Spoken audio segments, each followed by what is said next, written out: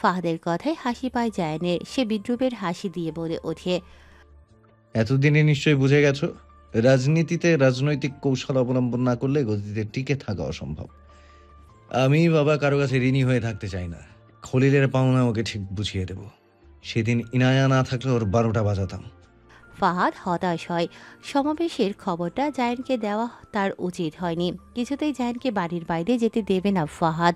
তাকে দমাতে বিপক্ষের লোক তার ভাইকে টার্গেট করেছে। তার পরিবারকে সেফলি রাখতে হবে ভাবছে ফাহাদ। হুড়মুড়িয়ে হঠাৎ করে ঘরে ঢুকে পড়ে তিথি। ফাহাদ আর জায়ান একযোগে সেদিকে তিথির দিকে তাকায়। তিথি জায়ানের পাশে বসে পড়ে। আজকে ক্লাস নেই, তাই তোমাকে দেখে চলে এলাম। কেন? এমন হুটহাট রাস্তায় চলাচল কম করবি এখন থেকে। মিশু আর দিবার সাথে হুটহাট এখানে সেখানে চলে যাস না। ফাহাদের কথায় হাসে জায়ান। তিথি বোকার মতো ফাহাদের দিকে তাকিয়ে থাকে। অকপটে জানতে চাইল তিথি। ফাহাদ মিনমিনে স্বরে বলে, আর বলিস না, অপোজিট পার্টি তেতে উঠেছে, না জানি কখন কি হয়। তিথি একটু হাসে, মাথা নাড়িয়ে বলে ওঠে, তুমি চিন্তা করো না, আমি এখন ইনায়ের সাথে বেশিরভাগ হলরুমেই থাকি। ইনায়ের নাম শুনে জায়ান নড়ে চড়ে বসে। মুখ গম্ভীর করে তিথিকে জিজ্ঞেস করে, কেমন আছে সে? আছে এরকম, বিষাদের দিনগুলো কাটছে মেয়েটার। তারপর ও মুখে হাসি বজায় রাখে। গত কয়েকদিন যাবৎ টিউশনি করছে। নিজের পায়ে নাকি দাঁড়াতে হবে, তাই নিজের খরচটা সে চালাতে চায়। তিথির কথায় দুই ভাই নাখোশ হয়ে যায়। ইনায়া কেন টিউশন করবে? তাদের কি কম আছে নাকি? ফাহাদ উচ্চ স্বরে বলে, এটা আবার কেমন বোকামি? আমরা আছি কি করতে? এনা এখন পড়াশোনায় ফোকাস করুক না, চাকরি না হয় পড়াশোনা শেষ করে করবে। তুই কি নিষেধ করিসনি? করেছি তো ভাইয়া, তার কথা ঘুরিয়ে ফিরিয়ে একটাই। তিথি মলির মুখে বলে। জায়ান বিরক্ত স্বরে বলে ওঠে, মেয়েটা অত্যন্ত ঘাটতারা। দেখ না, আমাকে এই 10 দিনে এসে একবারও দেখে গেল না। অন্যদিকে টিউশনই নিয়ে পড়েছে। জায়ানের কথায় তিথি আর ফাহাদ উভয় মাথা নাড়ায়। ফাহাদ মুস্কি হেসে বলে ওঠে, কেন ভাই? তোকে দেখতে আসে কি তার দায়িত্ব ছিল না কর্তব্য ছিল? জায়ান শান্ত গলায় বলে, কোনোটাই না। মানবিক দিক থেকেও তো পারত, যেখানে সে নিজেই আমাকে হসপিটাল অব্দি নিয়ে গেছিল। ফাহাদ তিথিকে চোখের ইশারায় কিছু বোঝাতেই সে হেসে ওঠে। তারপর জায়ানকে ধরে জিজ্ঞেস করে, তুমি এনার কথা একটু বেশি ভাবছো না? জায়ান জবাব দেয় না, মুখটা গম্ভীর করে রেখে দেয়। ফাহাদ আর তিথি একটু বেশি বুঝে সব বিষয়ে, সেটা জায়ানের ধারণা। তোরা আমার রুম থেকে বের হ, আমি কাপড় পরবো। জায়ানের কথায় তারা উঠতে নিলেই মিনারা বেগম আসেন কফি নিয়ে। তিথি ঝটপট গরম কফি নিয়ে বসে পড়ে। আবার ফাহাদও তাই।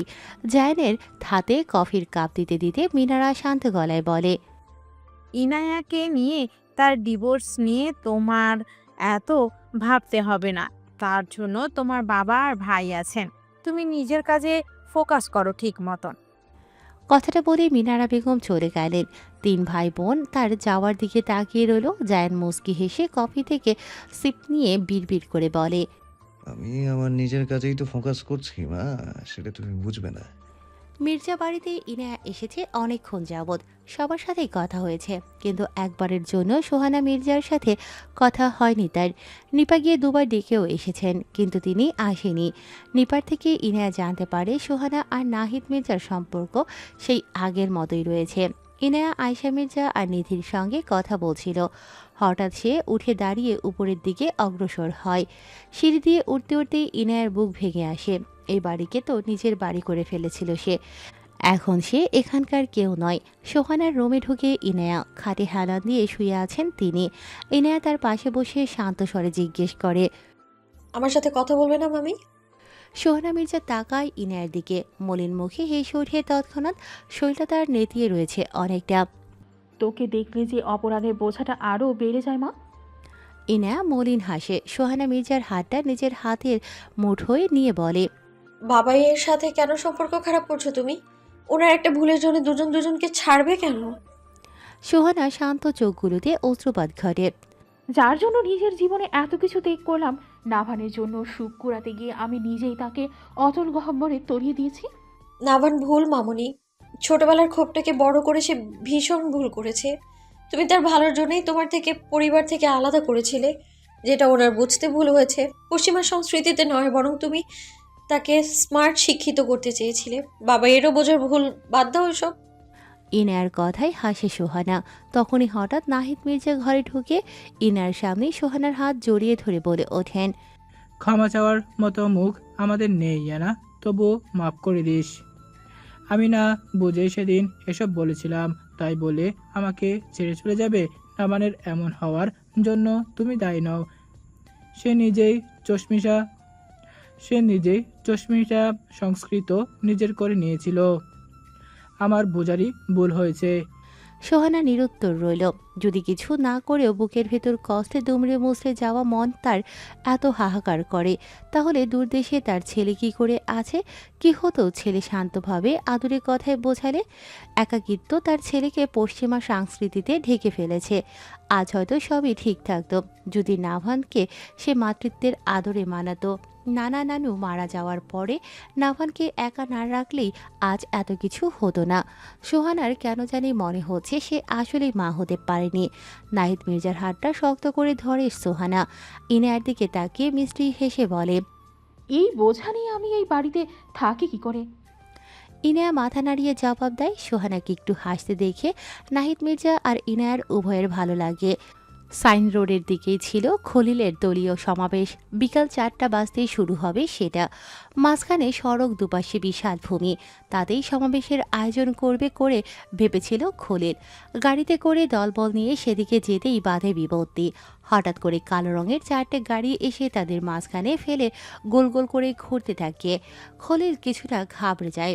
গাড়ি থেকে নামতেই দেখতে পায় তাদের সামনে রাখা বড় মার্সিডিজ বেঞ্জ ব্র্যান্ডের গাড়িতে এক পা উপরে রেখে বসে আছে জায়ান। পরনে কালো প্যান্ট আর শরীরে এঁটে রয়েছে কালো শার্ট।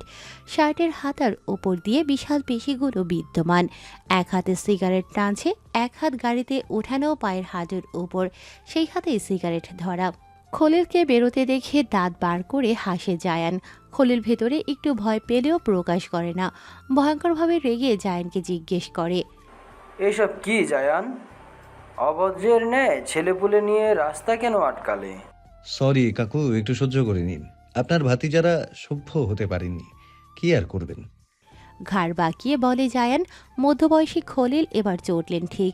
সময় বিয়ে করলে জায়ানের মতো ছেলে থাকতো তার, আর সেই হাঁটু বয়সী ছেলেরা এখন তার সাথে লাগতে আসে। রাগে গসগস করতে করতে শোধালেন, বেয়াদব হয়েছে সবগুলো, সামনে থেকে সরে দাঁড়াও বলছি।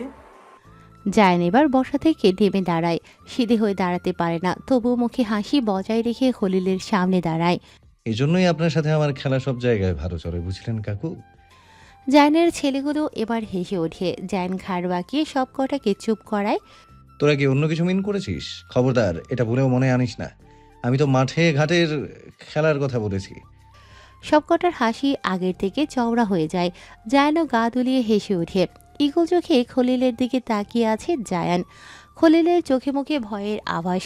বাজেভাবেই আজকে সে জায়ানের হাতে পড়েছে। তার সঙ্গে লোকজনও খুবই কম। কি চাইছো তুমি? আমায় বিকাল 4টার আগে সমাবেশে যেতে হবে। তোমার সাথে হিসেব আমি পরে করব। জায়ান খলিলের কথা শুনে হাসি থামায়। পাশে তাকিয়ে তার দলের সোহেল নামের একটা ছেলেকে ডেকে ওঠে। সোহেল এগিয়ে আসতে জায়ান মুখটা মলিন করে শুধায়, কিরে, তোরা এমন জড়ো হয়ে কাকুকে যেতে বাধা দিচ্ছিস কেন? আবদার আছে কোনো? আমরা কাকুর কুলে উঠতে চাই। এইটুকুই, নে উঠে পড়। সোহেল খুশিতে গদগদ করে বলে ওঠে। জায়ান কথাটা বলতেই আরও দুজন ছেলে এসে খলিলকে চেপে ধরে। আকস্মিক ঘটনায় খলিল বিস্ময়কর দৃষ্টিতে তাকিয়ে আছে জায়ানের পানে। এইসব কি হচ্ছে জায়ান? জায়ান বাঁকা হাসে। খলিলের লোকগুলোকে জায়ানের লোকেরা ধরে রেখেছে। জায়ান একটা হকস্টিক হাতে নিয়ে সেটা অন্য হাতে নাড়াতে নাড়াতে বলে, ওদের আপনার কোলে ওঠার শখ হয়েছে, কি করব বলেন? মাঝে মধ্যে ছেলেবেলের আবদার মিটাতে হয়। আমি আপনার সাথে 10 দিন আগের হিসাব চুকাতে এসেছি কাকু। আপনি পরে হিসাব করলে তো আর আমার পুষবে না। আমি আবার কারো কাছে ধার রাখি না। কথাটা বলেই জায়ান খলিলকে পেটাতে শুরু করে। মারতেই থাকে জায়ান, থামে না আর। খলিলের লোকগুলোকে পিটিয়ে চলছে জায়ানের লোকেরা। খলিল মার খেয়ে আধমরা প্রায়। সে আবেগের বশে বিষাক্ত সাপের লেজে কোপ মেরেছে। এবার সাপের কামড় তো তার শরীরে পড়বেই। খোলামেলা জায়গায় আশেপাশের মানুষ এসে ভিড় জমিয়েছে। পাশ দিয়ে দু একটা গাড়ি যাতায়াত করছে তখনও। ইনেয়া মির্জা বাড়ি থেকে ফিরে একটা বাচ্চাকে পড়াতে যাচ্ছিল। হঠাৎ রাস্তায় মানুষের ভিড় দেখে রিক্সা থেমে যায়। ইনেয়া ভাড়া মিটিয়ে ভিড় ঠেলে ভিতরে যেতেই তার চক্ষু কপালে। জায়ান বেধমভাবে একটা লোককে মারছে। কদিন আগেও তো মরার মতো অবস্থা হয়েছিল, এখন ঠিকই গায়ে জোর চলে এসেছে। এই সন্ত্রাসী আর ভালো হবে না। আগে তো নিজের বাগান ছিল, এবার জনসম্মুখে গুন্ডামি করছে, ভাবছে ইনেয়া। জায়ানের চোখ হঠাৎ মানুষের ভিড়ের মধ্যে অচেনা মুখের পাশে চেনা মুখের দেখা পেল। হাতের হকস্টিকটা ফেলে দেয় তৎক্ষণাৎ। ঘামে জবজবে অবস্থা জায়ানের। খানিকক্ষণ আগের পরিপাটির চুলগুলো কপালে বিছিয়ে পড়ে রয়েছে। এক পা দুপা করে ইনায়ের দিকে এগোয় জায়ান, ইনায়াও তাই। জায়ান ইনায়ের দিকে তাকিয়ে স্মিত হাসি দেয়। এখানে কি করো বোকা হরিণী? আপনার গুন্ডামো দেখতে এসেছি। উফ, এতগুলো দর্শকের মাঝে তুমি একজন যে আমাকে সার্থক করে দিয়েছে। ইনায়া মুখ বাঁকায়। জায়ান গা দুলিয়ে হাসে। ইনায়া এবার আশেপাশে তাকিয়ে মুখ গম্ভীর করে বলে, আপনি সন্ত্রাসী আর ভালো হলেন কই? ঠিকমতো সোজা হয়ে দাঁড়াতেই পারছেন না, আর গুন্ডামো করতে রাস্তায় চলে এসেছেন। এক সপ্তাহ আগেও তো বিছানায় উপুর হয়ে পড়েছিলেন, এখন ঠিক শরীরে জোর চলে এসছে না? জায়ান হাসি থামিয়ে ইনায়ার দিকে তাকায়, শান্ত হয়ে জবাব দেয়, আপনার মনে আছে আমি আহত হয়েছিলাম? মনে থাকবে না কেন? সেদিনকার পরিস্থিতিতে আমরা দুজনেই ছিলাম। এই জন্যই তো আমি আছি নাকি গেছি তা আপনি একবারও খোঁজ করেননি। ইনায়া থমকায়। আসলে সে জায়ানের কোনো খোঁজ নেয়নি, আর নেবে বা কেন? জায়ান তার কে হয়? ইনায়ার মন আবার ঘোরে। মামাতো ভাই হিসেবেও খবর নিতে পারত। তাই এই রাস্তা দিয়ে কোথায় যাচ্ছিলে? জায়ানের গম্ভীর স্বরে তার দিকে তাকাই ইনায়া, নিজেকে ধাতস্থ করে অকপটে বলে, টিউশনি ছিল একটা, সেখানেই যাচ্ছিলাম। কিন্তু আপনার মতো সন্ত্রাসীর জন্য তা আর হলো না। এতগুলো মানুষকে ছেলে পেলে নিয়ে পেটাচ্ছেন। মানুষ পেটাতে ভালো লাগে আমার, তাই পেটাচ্ছি। আর ওই শিয়ালটাই আমাকে গুলি করেছিল। আর এখন যদি আমি বাঘ হয়ে তার বিচার না করতে পারি, আমার বাঘ না হয়ে বিড়াল সেজে বসে থাকা দরকার। জায়ান গম্ভীর স্বরে বলে ইনায়াকে। ইনায়া অবাক হয়। নিশ্চয়ই এ ছেলে গুলি খেয়ে পাগল হয়ে গেছে। চোখে মুখে হাসি, তবুও কি ভয়ঙ্কর অভিব্যক্তি জায়ানের। জায়ান পেছন ফিরে সোহেলকে ডাকে। সোহেল আসতেই সে গম্ভীর গলায় বলে, খলিলের লোক যে কোনো সময় এখানে আসতে পারে। তুই ইনায়াকে হলের গেটের সামনে নামিয়ে দিয়ে আমি এই ফাঁকে একটু কাকুর খেদমত করি। এবার ইনায়ের দিকে তাকিয়ে জায়ান গম্ভীর স্বর আরও গম্ভীর করে, আর লিসেন, তুমি এখন ঘাউরামি না করে সোহেলের সাথে যাও। আর সাইন রোডে মারামারি হবে, পরে বাসায় ফিরতে পারবেন। ইনায়া মাথা নাড়িয়ে সায় জানায়। সেই ঝামেলায় থাকতে চায় না। জায়ান ঘুরে চলে যেতে নিলেই ইনায়া পেছন থেকে ডেকে ওঠে। জায়ান ফিরে ইনায়ের দিকে তাকাতেই ইনায়া ঠোঁট নাড়িয়ে আস্তে করে বলে, শেয়াল আর বাঘ যে মামা ভাগিনা তা জানেন নিশ্চয়ই। শেয়ালের বুদ্ধি কিন্তু বাঘের শক্তির চাইতেও বেশি। তাই বলছি, বেশি বল প্রয়োগ না করে বুদ্ধি দিয়ে ভাবুন, না হলে শেয়ালের চতুর বুদ্ধির কবলে পড়বেন বাঘ মামা।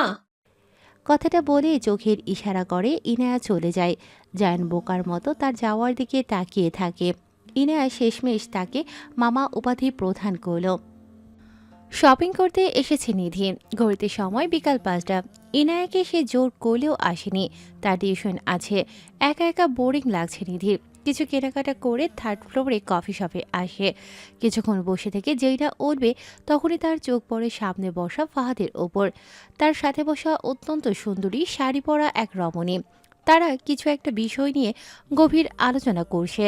নিধি ব্যাগ থেকে ফোন নিয়ে কয়েকটা ছবি তুলল। গার্লফ্রেন্ড নিয়ে কফি শপে ঘুরে বেড়ায় আর মেয়ে দেখলেই ফ্লার্ট করে। দেখাবো মজাই মেয়রকে। নিধি কথাটা বলে ফোনটা আবার ব্যাগে ঢুকিয়ে নেয়। আচমকা ফাহাদের চোখ পড়ে নিধির দিকে।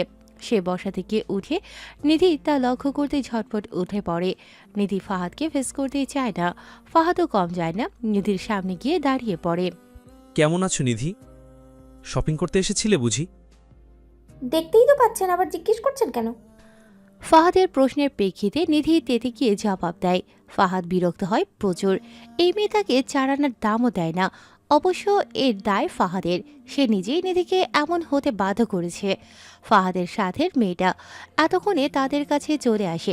ফাহাদ নিধিকে দেখিয়ে আলতো হেসে বলে, লোক তিলক, সি ইজ নিধি, নাভানের বোন। সত্যি? তিলক অবাক হয়। সে খুশি মনে নিধির দিকে হাত বাড়ায়। নিধি আপাতমস্তক তিলককে দেখে নেয়। স্লিভলেস ব্লাউজের সাথে পাতলা ফিনফিনে শাড়ি পরে আছে মেয়েটি। নিধির কিছুটা রাগ হয়। সে গম্ভীর মুখে তিলকের সাথে হাত মেলায়, অতঃপর গম্ভীর স্বরে বলে, আমি আসছি ভাত ভাইয়া, গুরুত্বপূর্ণ কাজ আছে একটা। কথাটা বলে আর কাউকে কিছু বলার সুযোগ না দিয়ে বেরিয়ে যায় নিধি। হাতে তার ভ্যানিলা ফ্লেভারের কোন আইসক্রিম। আজকে গাড়ি আনেনি নিধি। প্রায় সময় সে একা একা রিক্সা করে ঘোরে। নিধি একটা রিক্সায় বসে ইনার জন্য কিছু কাপড় কিনেছে সে। সেগুলো দিয়ে বাড়িতে যাবে নিধি। কিছু দূর যেতেই নিধি খেয়াল করে একটা গাড়ি তাদের পেছন পেছন আসে। নিধি খেয়াল করতেই দেখতে পায় গাড়িটা ফাহাদের। নাকমুখ কুচকালো সে। এই লোক আবার তাকে ভাও দেবার চেষ্টা করছে। নিধি এবার তাকে সহজে পাত্তা দিলে তো। গলির মোড়ে রিক্সা থামতেই ভাড়া মিটিয়ে নিধির সামনে এগোয়। বাকি রাস্তা হেঁটেই যাবে সে। কিছু দূর যেতেই নিধি দেখে ফাহাদ তার পেছন পেছন আসে। নিধি উল্টো ঘুরেই ফাহাদের দিকে এগিয়ে যায়। কোনো ব্যানার নেই নাকি মেয়র সাহেব? এইভাবে একটা সাধারণ মেয়ের পিছু করছেন? বিষয়টা দৃষ্টিকটু লাগছে আমার কাছে। হাতে হাত রেখে শক্ত স্বরে বলে ওঠে নিধি। ফাহাদ আমতামতা করে বলে, মানে? দেখলাম গাড়ি আনোনি, তাই ভাবলাম একটু খেয়াল রাখি, এই আর কি। নিধি এবার তেতে ওঠে আর এক কদম এগিয়ে বাস খাই গলায় বলে, খেয়াল রাখার জন্য আমার ফ্যামিলি আছে, আপনার তো টেনশন করতে হবে না। ফাদ অন্যদিকে তাকিয়ে চ উচ্চারণ করে উঠল। অতঃপর নিধির দিকে তাকিয়ে শান্ত স্বরে জিজ্ঞেস করে, তুমি কি আমার সাথে একটু ভালো করে কথা বলতে পারো না? সবার সাথে তো ঠিকই থাকো, আমি সামনে এলেই মেজাজ দেখাও।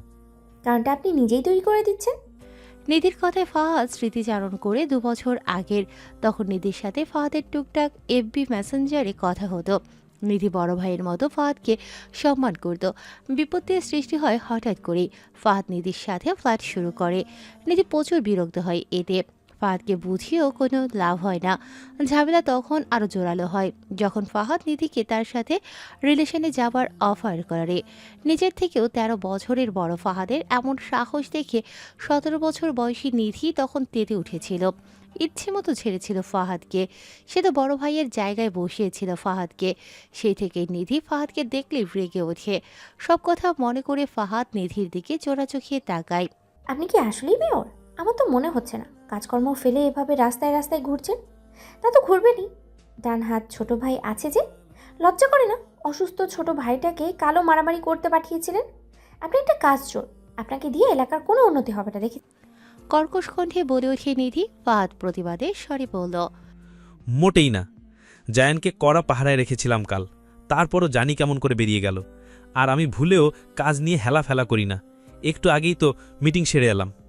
হ্যাঁ, কি মিটিং করেছেন তা আমি নিজের চোখেই দেখেছি। আসলে তুমি ভুল। ফাহাদকে কথা শেষ করতে দেয় না নিধি। সামনে ফিরে হাঁটতে শুরু করে। ফাহাদও তাল মেলায়। কিছুক্ষণ হাঁটতেই তাদের পেছনে একটা কুকুর আসে।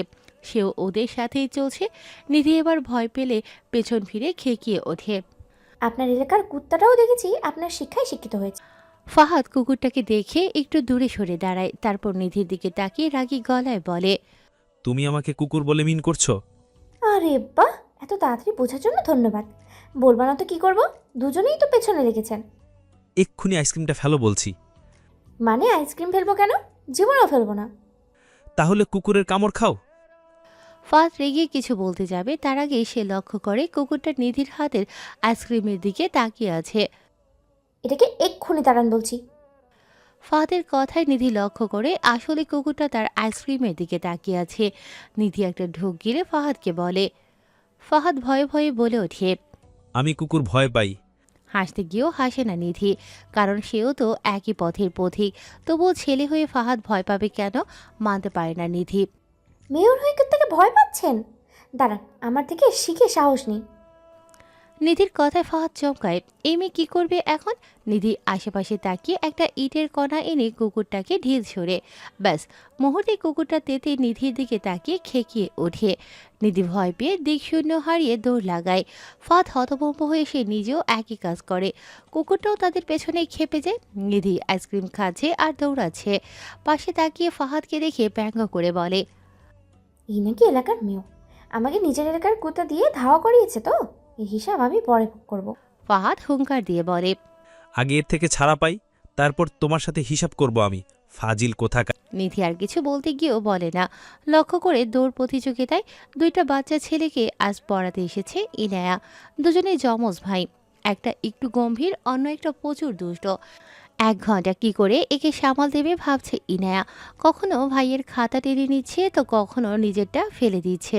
একজন মহিলা নাস্তা দিয়ে গেছে ইনায়াকে, সেগুলো এক প্লেটে জমাচ্ছে ছেলেটা। ইনায়া বিশেষভাবে ছেলেটাকে কিছু বললেও মানছে না। হঠাৎ সেখানে বাচ্চাদের মা রিমা আসে। তাকে দেখে ছেলেটা শান্ত হয়ে বসে। রিমা ইনায়ার পাশে বসে ক্লান্ত ভঙ্গিতে বলে, আসলে আমার এই ছেলেটা প্রচুর দুষ্টুমি করে। আশা করি মানিয়ে নেবেন। কথা না শুনলে বেত মারার ভয় দেখাবেন, আমি এটাই করি। সমস্যা নেই, বাচ্চারা দুষ্টুমি করবে, এটাই তো নর্মাল। ইনায়া হেসে জবাব দেয়। রিমা প্রশান্তি হেসে জায়গা ত্যাগ করে। ইনায়া এবার ছেলে দুটোর গাল টিপে দেয়। বাচ্চাগুলো দেখতে খুব কিউট। নাম কি তোমাদের?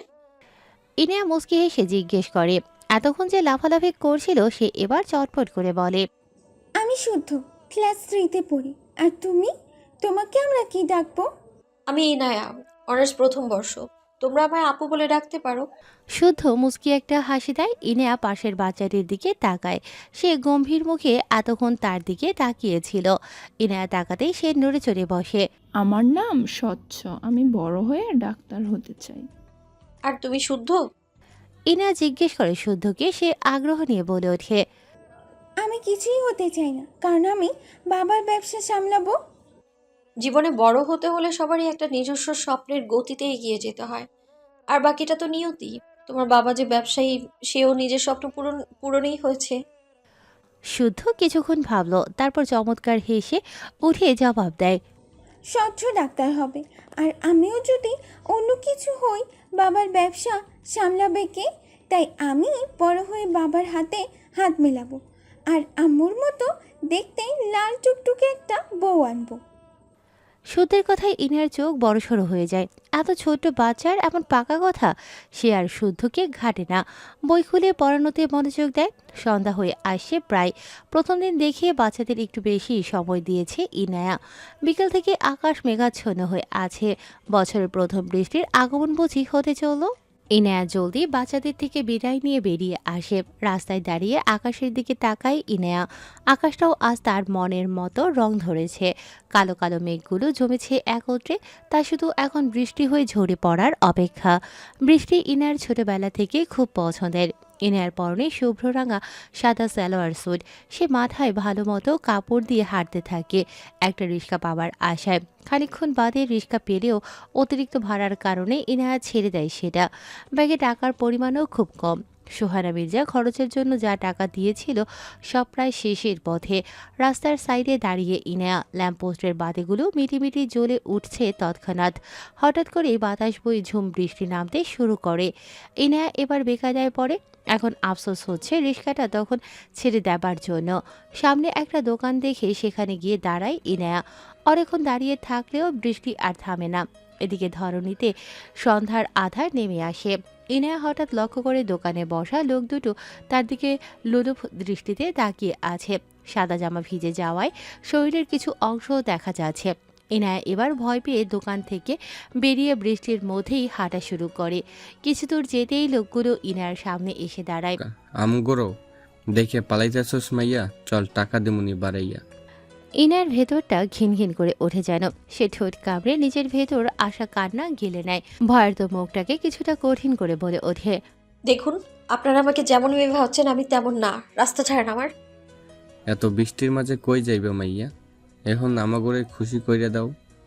কথাটা বলে লোকটা ইনার হাতটা ধরতে এলেই ইনায়া লোকটার পশ্চাৎ দেশে একটা জোরে লাথি দিয়ে দৌড় দেয়। লোকটা লাথি খেয়ে রাস্তায় বসে পড়ে। অন্যজন ইনায়ার পিছু করে। সন্ধ্যার নির্জন বৃষ্টির রাস্তায় ইনায়া প্রাণপণে দৌড়াচ্ছে নিজের সম্ভ্রম হারানোর ভয়ে। কিছু দূর যেতেই গাড়ির হেডলাইটের আলো চোখে আসতেই ইনায়া দাঁড়িয়ে পড়ে। মুহূর্তে গাড়িটা বিশাল বড় ব্রেক কষে ইনায়াকে ধাক্কা দিয়ে দেয়। ইনায়া মৃদুভাবে ধাক্কা খেয়ে রাস্তায় পড়ে। এতক্ষণ ইনায়ার পেছনে আসা লোকটা দৌড়ে পালায়। ইনায়া হাতে ধরে বসে থাকে। তখনই হুড়মুড় করে গাড়ি থেকে একজন নেমে ইনায়ার পাশে এসে বসে। আপনি ঠিক আছেন তো? এভাবে রাস্তায় দৌড়াচ্ছেন কেন? ঠিকমতো ব্রেক না করলে তো মরতে বসতেন। হঠাৎ এক পুরুষ ভরাট কণ্ঠের কথা শুনে থমকায় ইনায়া। ভেতরে কিছুটা অস্থির অনুভব করে। আকাশে প্রচুর বিদ্যুৎ চমকাচ্ছে, সেই সাথে অবিরাম ধারায় বৃষ্টি তো আছেই। ইনায়া মুখ তুলে সামনে তাকায় পুরুষ অবয়বটির দিকে। মুহূর্তেই তার হৃদয়টা ছলাৎ করে ওঠে। ভুল দেখছে না তো ইনায়া? ভেজা নেত্রপল্লব ঝাপটায় বারংবার। বিদ্যুৎ চমকানোতে সামনের অবয়বের মুখশ্রী প্রকাশ হয়। না, ভুল দেখছে না, এই তো সে পুরুষ যার জন্য ইনার অনেক রাত ঘুমবিহীন কেটেছে। ইনার নিষ্পদক চোখে তাকিয়ে থাকে নাভানের দিকে, যে এখন ইনার দিকে ভ্রু কুঁচকে তাকিয়ে আছে। বৃষ্টিতে ভিজে দুজনেরই জুবুথুবু অবস্থা হয়ে আছে। বৃষ্টির পানি মুক্ত দানার মতো ইনার মুখ বেয়ে গলদেশে আছড়ে পড়ছে। চোখ দিয়ে অঝরে নোনা পানি পড়ছে ইনার, যা বৃষ্টির ফোঁটা আড়াল করে রেখেছে। আপনি ঠিক আছেন তো? নাওয়ান সহসায় জিজ্ঞেস করে। ইনা নিশ্চুপ, কোনো উত্তর দিতে পারে না। কেউ যেন তার গলা চিপে ধরে আছে। নাওয়ান বিরক্ত হয়ে যায় প্রচুর। এয়ারপোর্ট থেকে আসতে আসতে জ্যাম, বৃষ্টি, আবার এই মেয়ে। বাংলাদেশে পা রেখে সিম ভরতেই সাফরানের হাজারটা ফোন। অফিসের ঝামেলা যেন শেষ হবার নয়, তার জন্যই আসতে এত দেরি। কত কাঠখড় পুড়িয়ে বাংলাদেশে এসেও শান্তি নেই। নাওয়ান এক পলক সামনের মেয়েটির দিকে তাকায়। আমি অলমোস্ট ভেজে গেছি, মাত্রই দেশে ফিরলাম। এই ওয়েদার আমি মানানসই নই। আপনি যদি কাইন্ডলি আপনার ঠিকানাটা বলতেন। ইনা এবার বসা থেকে উঠে দাঁড়ায়। পায়ে সামান্য মোচড় লেগেছে, হাঁটলেই ঠিক হয়ে যাবে। নাওয়ানের শরীরে ছাই রঙের শার্ট, যেটা শরীরে এঁটে আছে। সামনের দুইটা বাটন খোলা, তাতে লোমহীন বুকের অংশ দেখা যাচ্ছে। চুলগুলো বৃষ্টির পানিতে কপালে আছড়ে পড়ছে। ইনা উল্টো ঘুরিয়ে ব্যাগ হাতে নিয়ে চলে যেতেই নাওয়ান বলে, দেখুন, আমি যদি ভুল না হই, কেউ যেন আমাকে ধাওয়া করছিল। ইনা তার ছেলের সাথে হাসে, যেটা নাওয়ানের অজানাই থেকে যায়। এতক্ষণে ইনা মুখ খোলে। ঠিক আছেন তো আপনি? এভাবে রাস্তায় কেন দৌড়াচ্ছেন? ঠিকমতো ব্রেক না করলে তো মরতে বসতেন। নাওয়ানের ইনার কথাটা পছন্দ হয় না। সে বিরক্তর স্বরে বলে, লিসেন, আপনি এখনো সেফ না। ওই লোকটা যদি আবার অ্যাটাক করে, আপনি আমাকে বিশ্বাস করে গাড়িতে বসুন, আমি সেফলি পৌঁছে দেব।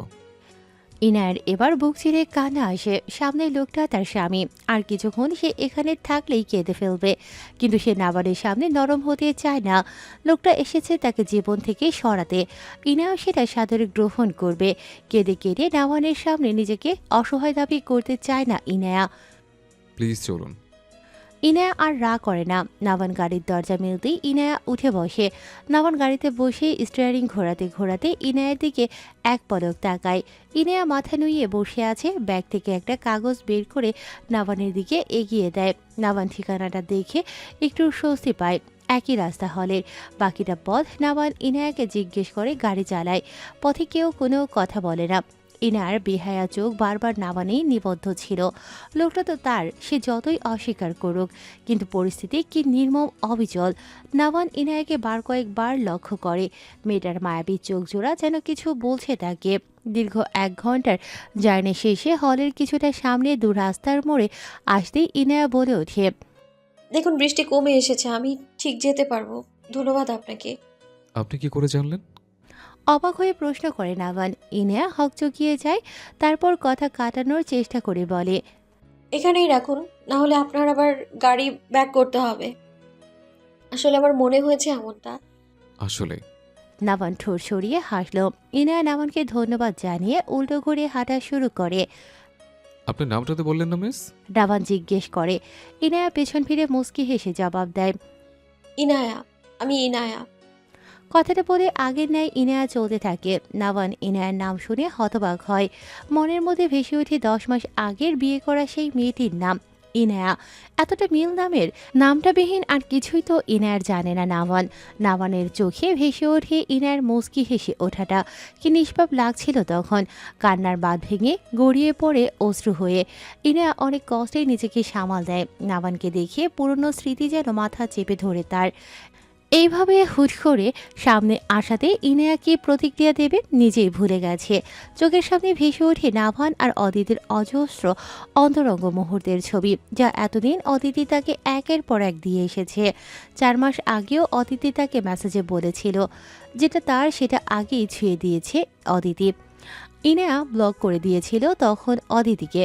তারপরও বিভিন্ন নাম্বার দিয়ে ইনায়াকে জ্বালায় অদিতি। মাঝে মধ্যে ইনায়ার অবাক লাগে, এতটা নির্লজ্জ কোনো মেয়ে হয় কি করে। কোনোদিন এই দুটো মানুষকে সে ক্ষমা করতে পারবে না। হলের গেটের সামনে আসতেই থমকায় ইনায়া। চোখ পড়ে সামনের কালো গাড়িতে আছোয়া হয়ে থাকা জায়নের পানে, যে এক পায়ের ওপর আরেক পা রেখে এই বৃষ্টিতে ভিজে বিয়ার গিলছে। চোখদার ইনায়াতেই নিবদ্ধ। ইনায়া দু কদম আগে বাড়াতেই জায়ান গলা ছেড়ে গেয়ে উঠল।